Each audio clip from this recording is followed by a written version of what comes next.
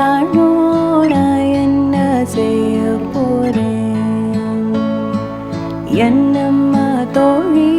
பொம்மைய காணோம் நான் என்ன செய்ய போறேன் தலைவாரி பின்னி பூக்கள் வைத்து புது சட்டை போட்டு விட்டு ஐப்பசி மாசம் காவேரி ஸ்நானம் பொம்மைய வாங்கி வந்தேன் என்னம்மா தோழி பொம்மைய காணோம் நான் என்ன செய்ய போறேன் என்னம்மா தோழி